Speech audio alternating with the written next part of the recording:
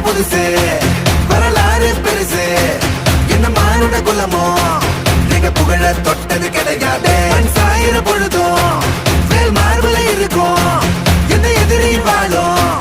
நீங்க முதுக பார்த்தது கிடையாது 1000 கை உன்னை சரிக்கும் உன் மனச தூக்கி நிறுத்து உன்னை வீசிட பார்க்கிற எவனோ எட்டு இழனோ வழியே கொடுத்து எல்லாமே கொடுத்து வசத்துற பூமி